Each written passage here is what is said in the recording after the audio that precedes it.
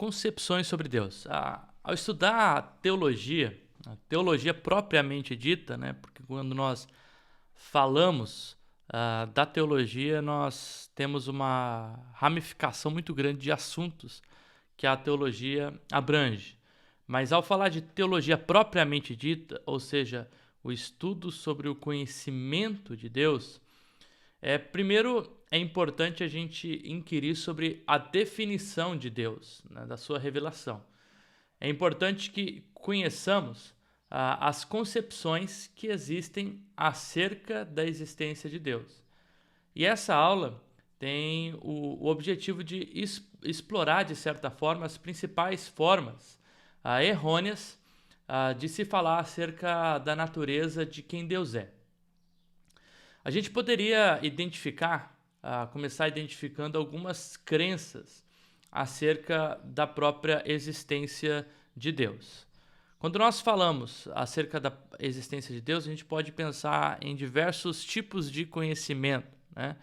Aquelas palavras que terminam com ismo, né? Politeísmo, panteísmo, ou seja, essas são concepções sobre Deus.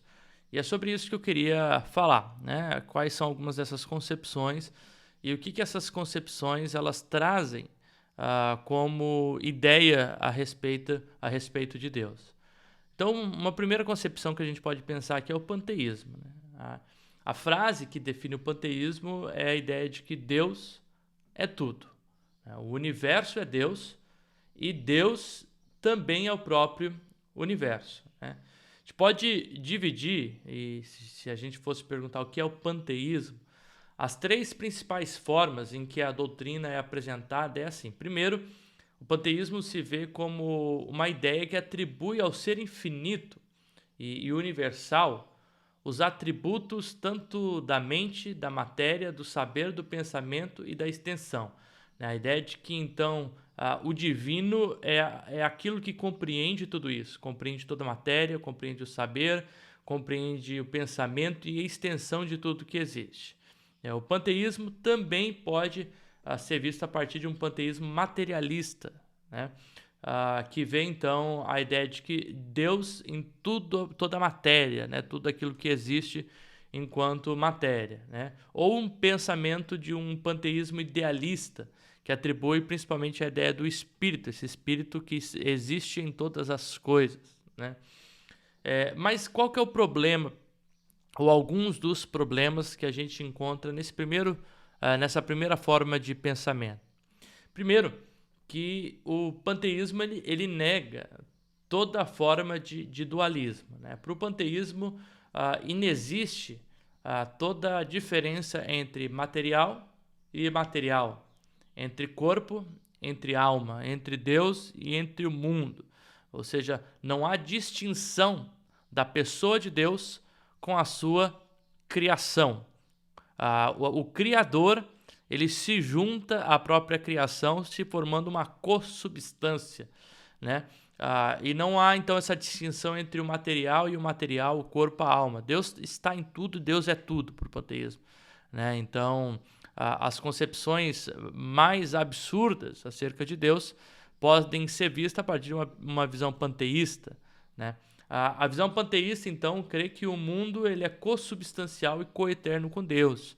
Não, então, toda a matéria existente na criação de certa forma, ou possui uma substância do divino e do eterno. E Deus está presente nessa matéria. Além disso, o panteísmo, então, ele nega a ideia da criação. Porque se não há a ideia de causalidade, de distinção entre Deus e sua criação, então não tem como conceber a ideia de um Deus que criou algo, né? Porque, de certa forma, você só pode criar algo que é distinto de si mesmo. Não existe uma criação em si mesmo, ou junto, na mesma substância. Então aqui, a ideia da criação ela é negada a partir da ideia do panteísmo, né? Além disso, o panteísmo também nega a própria pessoalidade de Deus, ou seja, atributos pessoais que fazem de Deus uma pessoa como inteligência, consciência, vontade. Esses atributos são negados porque Deus faz parte da própria matéria ou da sua criação, né? O panteísmo também nega a existência do ser humano enquanto indivíduo, mas o ser humano ele é nada mais do que uma emanação da própria divindade de Deus. E nesse quesito, tudo acaba sendo uma emanação de quem Deus é, porque nada está distinto ou separado da própria subsistência de Deus, né? E por fim, o panteísmo acaba negando a própria eternidade, né, como a morte como algo separado do corpo, né? Existem vários tipos de panteísmo. Um panteísmo que a gente pode chamar de mais ingênuo, que é o panteísmo politeísta. O panteísmo politeísta é a forma talvez mais ingênua mesmo do panteísmo, a propulsão de justamente divinizar todos os elementos da criação.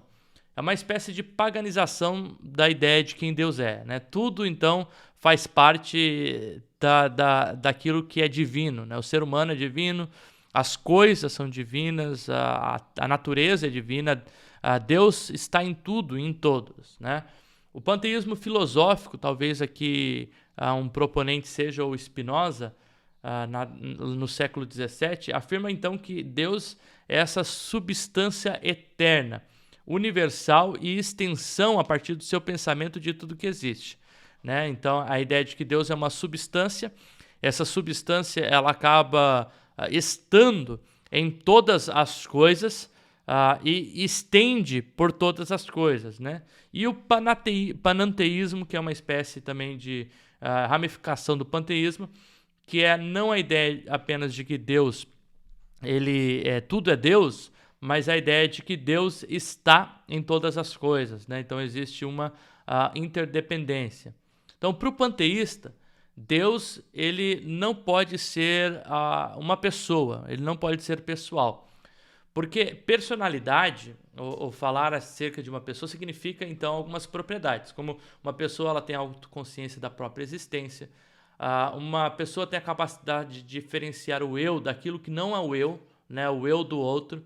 Uma pessoa tem a capacidade de ter a autoconsciência acerca da sua própria existência. E aqui no pensamento panteísta não há essa divisão, então, daquilo que é Deus e daquilo que não é Deus, porque Deus é uma substância que, de certa forma, está envolta em todas as coisas. Uma espécie de panteísmo pode ser visto já nos primeiros séculos, né? Desde lá do platonismo até na época de Jesus um proto-gnosticismo e já no segundo século uma espécie de gnosticismo, né? A ideia então de que o Deus da criação, Yahvé, do Antigo Testamento é diferente do Deus da redenção do Novo Testamento, né? E que emanações de Deus existem. Os gnósticos eles tinham então essa ideia justamente de que existe uma certa espécie de emanação de Deus na sua criação, que são os eons. E esses eons eles possuem uma espécie de divinização diferente. E o ser humano ele precisava ter essa consciência, ou chegar à liberdade a partir da própria consciência, a liberdade a partir da sabedoria, né? A libertação a partir da sabedoria, né? E então uma espécie desse tipo de conhecimento da presença de Deus em todas as coisas pode ser visto no próprio panteísmo, né? Então, alguns problemas que a gente já viu aqui do panteísmo é que ele não lida com a pessoalidade de Deus, né? O fato de que Deus é uma pessoa, não explica as origens das coisas e confunde a ideia de transcendência e imanência de Deus, ao fato de que a transcendência de Deus está em todos os lugares, afirmando então que tudo é Deus. Algo parecido com o panteísmo, mas que difere também a ideia é a concepção de politeísmo, né? O politeísmo, se no panteísmo tudo é Deus, no politeísmo existem muitos deuses, né? E o politeísmo é uma concepção acerca da experiência religiosa que já é muito antiga, né? O povo de Israel, de certa forma, tem que lidar com muitos povos que circundam o povo de Israel que são politeístas, Da mesma forma, o Novo Testamento, o cristianismo, ele lida com muitos povos pagãos ao seu redor que são também politeístas, né? Se o politeísmo, então, é essa afirmação da existência de vários deuses, o monoteísmo, que é a fé que nós possuímos, é a afirmação da existência em um único Deus. Existe uma disputa entre os teóricos para se perceber qual a fé primitiva judaica. Se a fé primitiva judaica ela parte de um monoteísmo ou ela parte de um politeísmo, né? Seria então assim o monoteísmo, o modelo de fé original da fé de Israel, e essa fé original do monoteísmo ela foi deturpada, fazendo com que o povo de Israel adorasse outros deuses. Então, o resgate bíblico é sempre a tentativa de Javé de resgatar essa fé judaica no monoteísmo inicial, né? Ou a maioria dos teóricos hoje acreditam que, na verdade, quando Abraão é chamado da terra dos Ur de Caldeus, lá em Gênesis 12, o que existe é uma espécie de politeísmo, né? O povo adorava vários deuses, inclusive Abraão está imerso nessa ideia do politeísmo. Mas Deus o chama, então, desse povo politeísta para que ele possa adorar somente a Deus. Então há uma chamada para o monoteísmo. Mas o monoteísmo ele não acontece instantaneamente. Há uma progressão na fé de Israel, de forma que esse povo que a priori é um povo politeísta, mas que adora um Deus, então é um povo monolátrico, né? Há uma expressão de adoração a um Deus, monolatreia. Latreia é a ideia de adoração, mono, um. Então, embora acreditem na existência de vários deuses, adoram apenas o Deus Javé, né? Até que então, na época de Josias, há uma instituição aqui do monoteísmo estatal, né? Que é o monoteísmo judaico que então vai influenciar o cristianismo ali no primeiro século, né? Mas o que é então essa fé politeísta? A fé politeísta nada mais é do que essa religião, essa expressão, que acredita em vários deuses, né? O povo de Israel, por exemplo, os gregos, os romanos, eles tinham esse tipo de crença, né? Hoje a religião hindu é uma expressão desse politeísmo que inclui milhares de deuses em seu almanaque, né? No campo bíblico, a gente já viu que lá no Antigo Testamento, Israel inclui a adoração e a veneração de vários deuses em vários momentos, né? E há, de certa forma, principalmente nos povos pagãos próximos a Israel ali, uma crença em deuses de áreas distintas.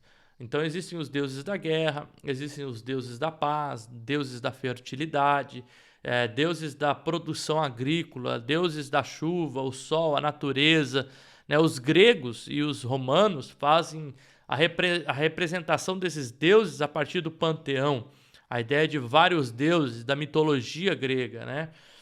Mas a expressão mais tardia da fé judaica, nesse monoteísmo, é a expressão que está lá em Isaías 41, 29, onde diz assim: eis que todos esses deuses são nada, as suas obras são coisas nenhuma, as suas imagens de fundição são vento e vácuo, né? 1 Coríntios 10, 20 diz assim: antes digo que as coisas que eles sacrificam, sacrificam a demônio e não a Deus.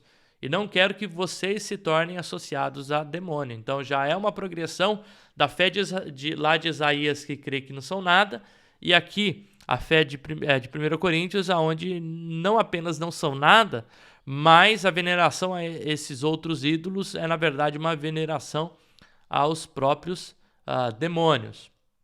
Mas uma terceira espécie de expressão ou de concepção sobre Deus é a negação da existência de Deus, ou o que a gente pode chamar aqui de um ateísmo, né? E o ateísmo, propriamente dito, ele pode ser vinculado principalmente à mentalidade sofista e materialista lá da Grécia Antiga, né? Você encontra, desde a Grécia, já povos que afirmam a negação de Deus a partir da afirmação da existência apenas da matéria, né? Tudo que existe é matéria. E a gente pode pensar hoje em vários tipos de ateísmos, né? Você tem um ateísmo mais prático, que é aquilo que Salmos 14:1 diz, né? Que desoneste no seu coração, né? Não há Deus, né? A negação de Deus a partir da vivência, né? E talvez a gente pode pensar até pessoas que afirmam a existência de Deus como proposição, mas vivem como se não existissem Deus, né? O ateísmo prático é o tipo de vivência que vive a vida como se Deus não existisse, né? A gente pode falar de um ateísmo postulado, que é um ateísmo que nega a existência de Deus, mas mais na base da afirmação, da postulação, né? E não propriamente uma afirmação, uma prova da negação de Deus, né? Mas é alguém que nega apenas a existência de Deus. E um ateísmo teórico, que daqui a gente já pode pensar no ateísmo militante, né? De pessoas que realmente passam a sua vida procurando a negação de Deus a partir de um estudo científico, tentando propor a negação de Deus, embora isso não seja possível, né? Além do ateísmo, a gente pode falar de uma quarta forma de concepção de Deus, que é o deísmo. O que é o deísmo? O deísmo não representa a negação de Deus, mas a negação de alguns atributos essenciais do Deus cristão. O deísmo representa, então, a crença nesse ser superior e supremo, então é uma forma teísta, né, que afirma a existência de Deus. No entanto, nega a autorrevelação histórica de Deus, seja na fé do Antigo ou do Novo Testamento, né? Algumas das doutrinas, como a encarnação, a redenção, a providência de Deus, são incompatíveis, então, com a ideia de deísmo. Deísmo, então, é justamente a ideia de um Deus distante, um Deus que criou o ser humano, mas esse Deus que criou o ser humano não se envolve na história, né? E aí a metáfora que melhor diz acerca do pensamento deísta, que surge principalmente no século XIX com os ingleses, é a metáfora do relojoeiro, onde Deus é esse grande relojoeiro que dá corda ao seu relógio e deixa que o mundo gire por conta própria, sem interferir na forma com que o mundo acontece, na história do ser humano. E aqui a gente encontra alguns problemas dentro da visão deísta, né? Primeiro, que nega a imanência de Deus, nega a participação de Deus na história do ser humano. Imanência tem a ver com a relação direta de Deus com o ser humano. Nega essa relação com o ser humano, como um Deus que intervém na história do ser humano, na história da salvação do ser humano. Nega a própria revelação, porque Deus não é um Deus mais pessoal para o deísta. E a revelação nada mais é do que a comunicação do próprio Deus acerca da sua pessoa ao ser humano, afirmando quem ele é. Além disso, nega a ideia da própria religião como o religare, né? A ideia de ligação com Deus. Nega, assim, também a pessoalidade de Deus. Deus não é uma pessoa prodeísta que possui sentimentos e que se relaciona com o ser humano. E, por fim, nega a ação ou qualquer ação posterior à criação. Deus, ele cria a terra, mas ele não sustenta e nem intervém, né? E assim, então, a gente pode falar que o deísmo nega qualquer tipo de evento sobrenatural, qualquer milagre, qualquer ação que seja interventiva no ser humano, né?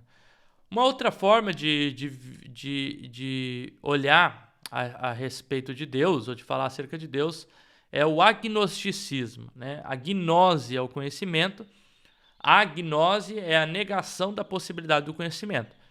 Então o agnóstico, ele vai negar não a existência de Deus, mas ele vai negar a possibilidade de se conhecer Deus e afirmar Deus com certeza.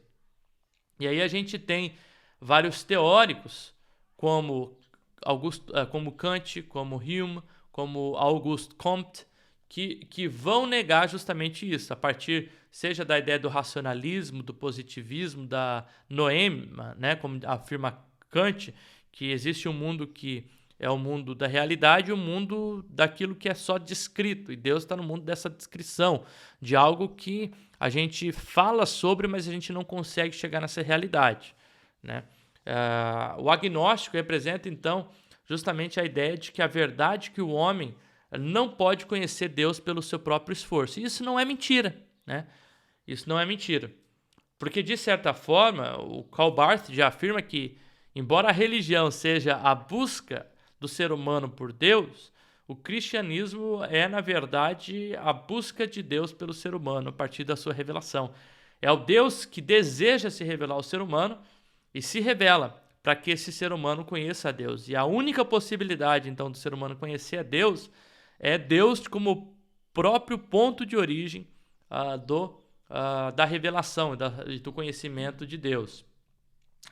E aqui no Brasil a gente não tem, embora muitas pessoas se digam ateu, na verdade a grande parte desses ateus no contexto brasileiro são agnósticos, são pessoas que, eu não consigo provar Deus, eu não sei se Deus existe, então eu falo que Deus não existe, mas não são ateístas, na verdade, que negam a existência de Deus. São pessoas que não querem procurar o conhecimento de Deus porque pensam que esse conhecimento ele não é alcançável, né? Uma espécie de ateísmo que a gente tem, mas que é importante a gente ressaltar esse tipo de opinião, é também o materialismo, né? O materialismo, ele, de certa forma, ele é ateísta, porque ele afirma a não existência do espiritual, mas a grande ideia do materialismo é afirmar a existência apenas daquilo que é material, né? Então, no materialismo, o foco não é mais no mundo sobrenatural, mas no mundo enquanto ciência ou nas coisas que existem. E a gente passa por um momento de secularismo na nossa sociedade, onde a visão é de que a realidade é tudo que existe, o hoje é tudo que existe. O materialismo cancela, então, o conjunto de qualquer realidade que não seja uma realidade material. E aqui a gente lida com um problema porque não é apenas a dimensão espiritual que o materialismo nega, mas, de certa forma, quando o materialismo nega qualquer dimensão que não seja da realidade física, também nega por si só qualquer dimensão estética da beleza, da criação, daquilo que é subjetivo, como a ideia da mente, a ideia da memória, da vontade, da liberdade, do amor, dos sentimentos, que são conceitos não palpáveis, mas que são existentes.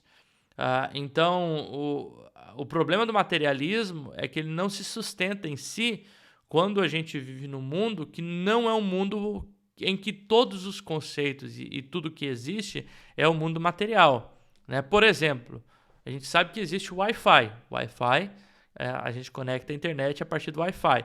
Só que o Wi-Fi é a existência de ondas que são imateriais ou invisíveis aos olhos humanos. Então, necessariamente, a não possibilidade de vislumbrar algo não é a negação da existência daquilo, né? E aqui a gente tem, então, um problema do próprio materialismo.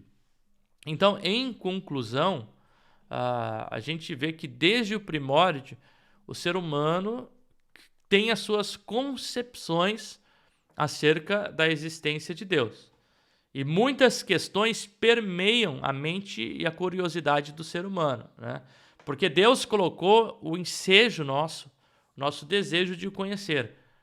Então, por isso a gente viu várias, como o estudioso de Deus, a gente viu várias definições definições erradas acerca de Deus, a fim de que quando a gente agora vai para a revelação, para as escrituras, para a Bíblia, para fazer essa pergunta quem Deus é, a gente já sabe algumas negações daquilo que Deus não é, né? E a gente possa, como Oséias diz, crescer em prosseguir e prosseguir em conhecer a Deus, né? Espero que essa aula tenha auxiliado a entender algumas dessas concepções erradas acerca de Deus. E na próxima aula, então, a gente vai procurar responder ou começar a responder a pergunta quem Deus é, então, a partir de uma revelação bíblica. Te vejo na próxima aula.